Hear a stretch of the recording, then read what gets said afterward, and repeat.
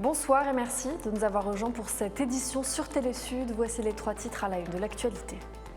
Après l'avoir déjà reporté, la junte malienne fixe enfin le référendum sur sa nouvelle constitution au 18 juin. Ce référendum doit aboutir à un retour des civils au pouvoir avec en théorie des élections en février 2024. Au Burkina Faso, dans une interview diffusée hier, le président de la transition s'est prononcé sur le massacre de Karma qui a coûté la vie à 136 personnes. Alors que des rescapés imputent cette attaque aux hommes en tenue de l'armée burkinabé, Ibrahim Traoré appelle ses compatriotes à la prudence.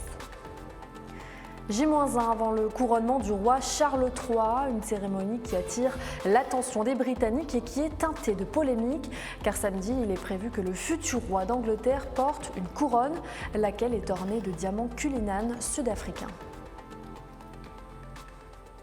Et on ouvre donc cette édition avec le Mali. La junte au pouvoir a déclaré ce vendredi que le référendum sur la nouvelle constitution aura lieu le 18 juin, initialement prévu le 19 mars mais repoussé. Ce référendum doit aboutir à un retour des civils au pouvoir avec des élections en février 2024. Le point avec Émeric Torognan. Initialement prévu le 19 mars, le référendum constitutionnel attendu par les Maliens et la communauté internationale devrait se tenir le 18 juin. Cette nouvelle date a été annoncée ce vendredi par le porte-parole de la junte au pouvoir dans le pays. C'est par un décret lu à la télévision nationale que Abdoulaye Maïga a communiqué cette décision des autorités maliennes. Le collège électoral est convoqué le dimanche 18 juin 2023 sur toute l'étendue du territoire national et dans les missions diplomatiques et consulaires de la République du Mali, à le fait de se prononcer sur le projet de constitution annexé au présent décret. Toutefois, les membres des forces de défense et de sécurité voteront par anticipation le dimanche 11 juin 2023, conformément à la loi électorale. Ce référendum est la première étape validée par le vote d'un calendrier de consultation et de réforme qui doit aboutir à des élections en février 2024. Des élections qui marqueront le retour des civils au pouvoir dans le pays. Le report de la première date faisait planer un doute sur le respect du calendrier adopté aux Assises nationales de décembre dernier, mais les autorités de la transition avaient assuré du respect des engagements. La nouvelle date du 18 juin 2023 qui vient d'être donnée prend en compte un certain nombre de réformes qui ont été menées, des dispositions prioritaires qui ont été prises entre le mois de mars et jusqu'à présent. Évidemment, cette nouvelle date traduit à la fois le respect de la parole donnée. Je crois que c'est très important, surtout dans notre culture. Également, l'engagement du chef de l'État à respecter les recommandations des Assises nationales de la refondation. L'engagement pris par la junte de céder le pouvoir en mars 2024 après des élections en février avait convaincu la CEDEAO. L'organisation régionale avait par conséquent levé en juillet les sanctions commerciales et financières infligées au Mali. Le 18 juin prochain, sauf nouveau changement, les Maliens iront aux urnes pour valider ou non le projet de la nouvelle constitution. Selon le décret lu par le ministre de la décentralisation, la campagne s'ouvrira le 2 juin et s'achèvera le 16 juin à minuit. Au Burkina Faso, 2 semaines après le massacre de Karma qui a fait plus de 130 morts, le président de la transition est monté au créneau. L'attaque aurait été perpétrée par des hommes de l'armée burkinabé. Selon l'ONG Human Rights Watch, face à la situation, le président de la transition, Ibrahim Traoré, appelle les Burkinabés à la prudence. Mathieu Nicolas. Ça fait mal de voir ça. Voilà. Je pense qu'on m'a dit qu'il y a 136 corps qui ont été inhumés. Ça fait mal. C'était une prise de parole très attendue. Jeudi soir, le président de la transition au Burkina Faso, le capitaine Ibrahim Traoré, a accordé un entretien à la télévision publique nationale. Un entretien d'1 heure, principalement axé sur les questions sécuritaires du pays. Le plus brûlant, le massacre de Karma, qui a coûté la vie à 136 personnes, exécutées selon les rescapés par des personnes en uniforme militaire. Je vais profiter donc témoigner toute ma compassion aux victimes de Karma et à toutes les victimes du terrorisme. Un sujet qui secoue le Burkina. Beaucoup attendaient une réaction du président de transition, alors que l'armée burkinabé est pointée du doigt pour sa possible responsabilité dans l'attaque. Ibrahim Traoré balaye les accusations et préfère donner sa confiance à la justice. Les enquêteurs feront leur travail. Et les enquêtes sont en cours. On attend que les enquêteurs fassent leur travail et que les gens évitent de tirer des conclusions hâtives. Je vois que ça attire beaucoup, en tout cas, l'attention. Les accusations, c'est ce que je disais, il faut éviter d'accuser sans savoir ce qui s'est passé. Parce que tout est possible. Tout est possible. Touché par ce drame, le président demande que justice soit rendue aux victimes. Le capitaine Ibrahim Traoré souhaite retrouver les responsables du massacre de Karma, mais aussi les responsables des attaques et exactions précédentes. En attendant, des ONG continuent d'accuser les militaires burkinabés d'être responsables du massacre de Karma. Pour Amnesty International, le massacre de Karma est un énième exemple de la violence contre les civils au Burkina Faso.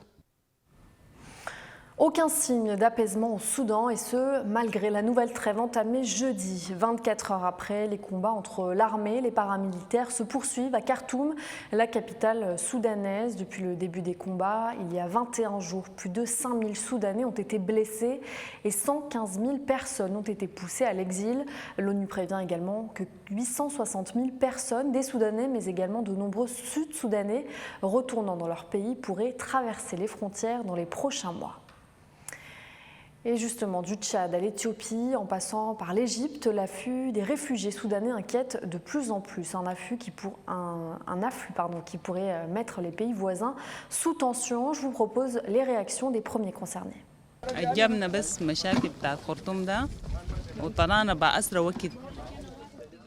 Nous avons été forcés de venir ici à cause des combats à Khartoum. Nous avons dû courir le plus vite possible à cause de la guerre. C'était un voyage difficile. Nous voulons rester avec nos proches ici parce que nous avons beaucoup souffert. La situation dans le pays m'a obligé à venir ici. Il n'y a plus rien de bon dans le pays. Pas de travail, c'est le chaos. N'importe qui peut vous voler vos biens. C'est comme une jungle. J-1 avant le couronnement du roi Charles III. Le nouveau roi sera couronné lors d'une cérémonie religieuse demain, suivie par 2 jours de fête dans tout le pays. Une cérémonie qui attire l'attention des Britanniques et qui est teintée de polémique. Car samedi, il est prévu que le futur roi d'Angleterre porte une couronne à laquelle est ornée de diamants Cullinan sud-africains. Si aucune demande officielle de restitution n'a jamais émané des gouvernements sud-africains contemporains, quelques voix de partis d'opposition minoritaires considèrent que ces diamants ont été volés aux Sud-Africains par un gouvernement colonial illégitime. Et rappelez-vous, le 8 septembre dernier, la reine Elisabeth II, la monarque la plus célèbre de la planète, s'éteignait à l'âge de 96 ans après un règne qui a vu le Royaume-Uni se transformer profondément, mais pour lequel elle est toujours restée un socle de stabilité. Retour sur son règne en images. Pour une majorité de Britanniques, c'est le seul monarque qu'ils aient jamais connu. Et pour le reste du monde, un visage immédiatement reconnaissable. Chef d'État de 15 royaumes, Elisabeth II a eu le plus long règne de l'histoire du Royaume-Uni. Son décès marque la fin d'une ère qui aura aussi vu l'influence britannique décroître dans le monde. Elle est celle qui a servi le plus longtemps, qui a régné le plus longtemps, le monarque le plus âgé de l'histoire. C'est quelqu'un qui laissera, à mon avis, un héritage pour de très nombreuses années. Née le 21 avril 1926, Elisabeth n'était pas destinée à devenir reine. Mais l'abdication de son oncle, en 1936, propulse son père George VI sur le trône. À la mort de George VI en 1952, elle hérite de la couronne à seulement 25 ans. Son couronnement l'année suivante est le premier événement retransmis en direct à la télévision dans plusieurs pays. Je pense qu'elle a hérité ce sens du devoir de son père, qui a sauvé la monarchie après l'abdication d'Édouard VIII. Bien que toujours politiquement impartiale, Elisabeth II a été l'oreille de tous les premiers ministres britanniques depuis Winston Churchill. Le contenu de leurs audiences hebdomadaires au palais de Buckingham est l'un des secrets les mieux gardés. En cette décennie, la souveraine a aussi rencontré de nombreux chefs d'État étrangers. De Charles de Gaulle à Donald Trump en passant par Nelson Mandela, elle incarne la stabilité dans un siècle marqué par de profonds bouleversements. Chaque décennie où elle a été sur le trône a été marquée par des changements massifs. Il y a eu des changements sociaux, des guerres, des récessions, des crises financières, la crise du Covid. De toutes ces choses, elle a été la seule constante. Réputée distante avec ses 4 enfants, la lenteur de sa réaction après la mort de la princesse Diana porte un coup à sa popularité. Plus récemment, le scandale entourant son fils Andrew, qui a évité un procès pour agression sexuelle grâce à un accord à l'amiable, et les accusations de racisme dans la famille royale par le prince Harry et son épouse Meghan sont des coups durs supplémentaires. Mais elle reste fidèle à son devoir de monarque, soucieuse avant tout de préserver l'institution. Après la mort de son époux Philippe en 2021, elle continue d'assurer certains engagements royaux, mais passe progressivement la main à son fils Charles. En 2022, elle fête 70 ans de règne, devenant le premier monarque britannique à atteindre le jubilé de platine.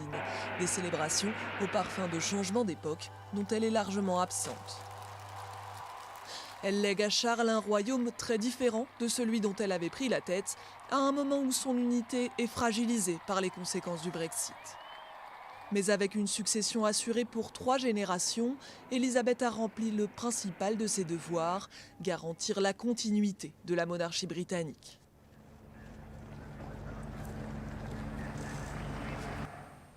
Et tout de suite, le reste de l'actualité internationale réalisée par Noël Ndong et Ahmed Chignou. Au Tchad, une pénurie de carburant sans précédent fait tourner les activités au ralenti. En N'Djamena, la capitale, les petits revendeurs font de la spéculation. Désormais, le litre d'essence se vend entre 1500 et 2000 francs CFA. Désespérés, certains opérateurs d'engins à 2 et 4 roues en arrivent même à passer des nuits devant les stations-service. Certains ont du mal à comprendre que le Tchad, pays producteur de pétrole, puisse connaître une telle situation de pénurie de carburant. Du côté des autorités, on affirme que l'essence se raréfie dans les stations-service à cause de la maintenance des machines de production et que la situation sera décantée d'ici peu. Un premier convoi de citernes commandées à l'extérieur serait déjà arrivé à N'Djamena. En attendant, les syndicats brandissent la menace d'un éventuel arrêt de travail. Le Rwanda et le Royaume-Uni ont salué jeudi leur partenariat migratoire au cours de la rencontre entre le président rwandais Paul Kagame et le premier ministre britannique Rishi Sunak à Londres avant le couronnement du roi Charles III samedi. Londres a conclu un partenariat de 176 millions de dollars avec Kigali destiné à lutter contre la migration clandestine vers la Grande-Bretagne.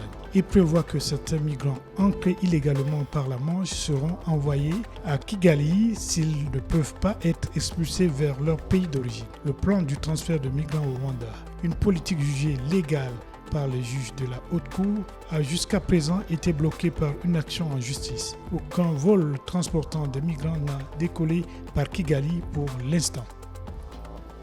Le chef de la diplomatie italienne a exigé ce vendredi des excuses du ministre français de l'Intérieur, Gérald Darmanin, dont les propos sur l'incapacité de la première ministre Giorgia Meloni à gérer l'immigration ont provoqué une nouvelle crise entre Paris et Rome.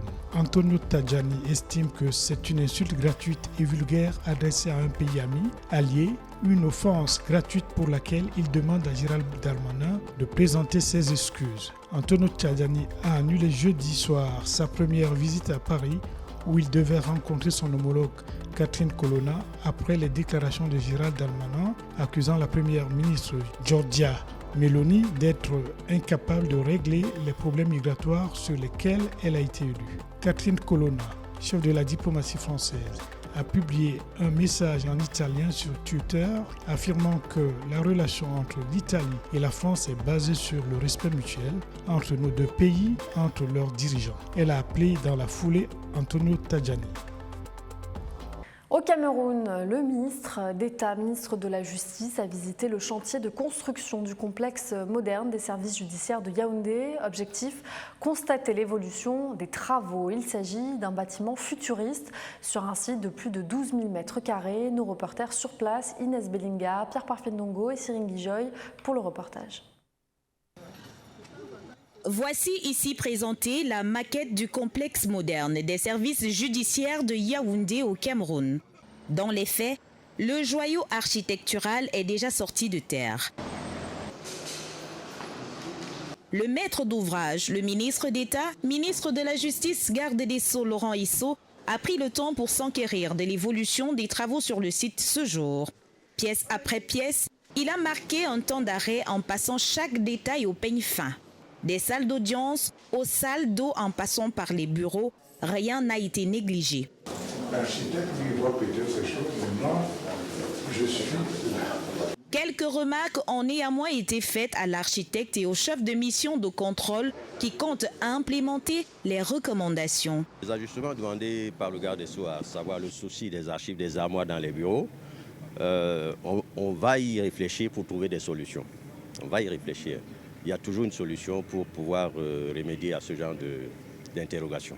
Et ici, on assure que les délais seront respectés. Le délai de livraison, en réalité, à partir de la signature du marché du bâtiment A, c'est entre 12 et 18 mois. Les autres 4 bâtiments, vous avez vu, 2 sont déjà livrables. Bâtiments B et C sont déjà livrables. Nous en avons fait la visite tout à l'heure. Le travail décent passe aussi par un cadre de travail favorisant l'épanouissement des travailleurs. Et les magistrats ont désormais de quoi être fiers et faire des envieux. Lequel complexe est composé de 2 parties essentielles. La tour, qui fait 13-14 niveaux, et 4 bâtiments A, B, C, D, qui doivent abriter des salles d'audience. Et le corps spécialisé, que nous avons visité tantôt. Les personnes à motricité réduite pourront circuler en toute quiétude. Derrière moi, vous pouvez voir la rampe d'accès. Et à chaque bâtiment, il est prévu une rampe d'accès pour les PMR, c'est-à-dire les personnes à mobilité réduite. Vous pouvez la voir, elle est là. Et elle a une pente assez douce pour que vraiment les handicapés ne puissent pas faire trop d'efforts. La pente est de l'ordre de 5 à 6%. Tout compte fait, le complexe moderne des services judiciaires de Yaoundé, construit sur plus de 12 000 m², pourra être réceptionné dans les prochains mois, car au ministère de la Justice, ça travaille dur et ça réalise. Et l'actualité du jour est toujours marquée par la guerre en Ukraine. Dans une vidéo publiée aujourd'hui sur ses réseaux sociaux, le patron du groupe paramilitaire russe Wagner menace de retirer à partir du 10 mai ses combattants de la ville de Bakhmout à cause d'un manque de munitions. Écoutez-le. À qui sont tous ces morts? À des pères, à des grands-pères, à des fils et à tous ceux qui ne nous donnent pas ces putains de munitions. Ils finiront tous par brûler en enfer.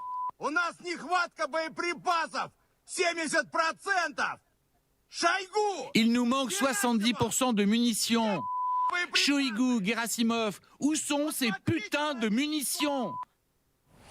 Et l'Assemblée nationale française a adopté jeudi en première lecture un texte pour abroger l'obligation vaccinale anti-Covid des soignants plutôt que de simplement suspendre cette obligation comme le prévoit le gouvernement. La proposition de loi a été adoptée en première lecture avec 157 voix contre 137. Mathieu Nicolas pour les détails.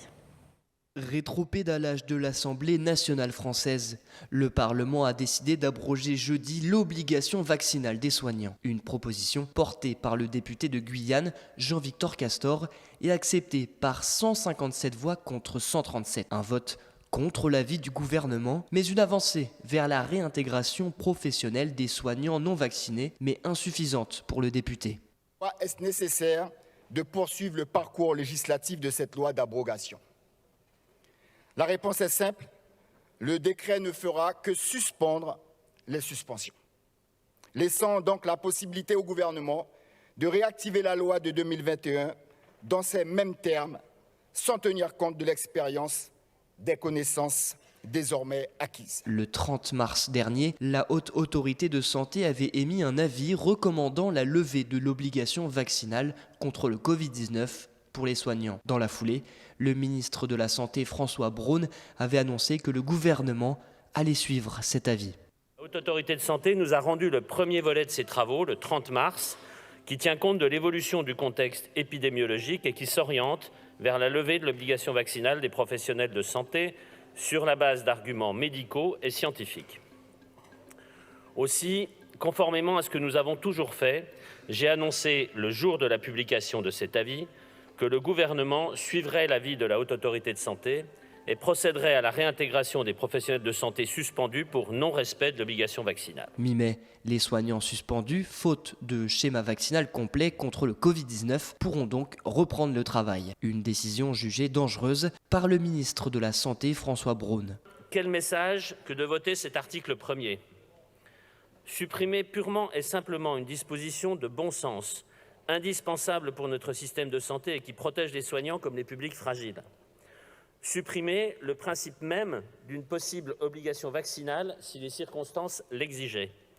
J'y suis résolument opposé. Fin 2021, le gouvernement avait en effet imposé l'obligation vaccinale à 2,7 millions de personnels soignants au total et quelques milliers avaient été suspendus après l'avoir refusé. Le vote de jeudi au Parlement a été salué par une partie de la classe politique.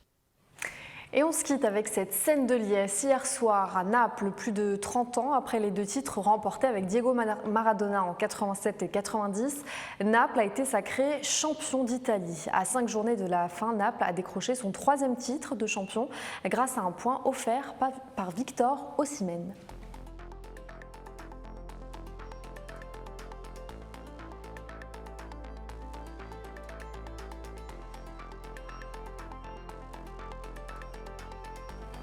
Et c'est la fin de cette édition. Merci à tous de l'avoir suivi. Bonne suite de programmes sur Télé Sud et bon week-end.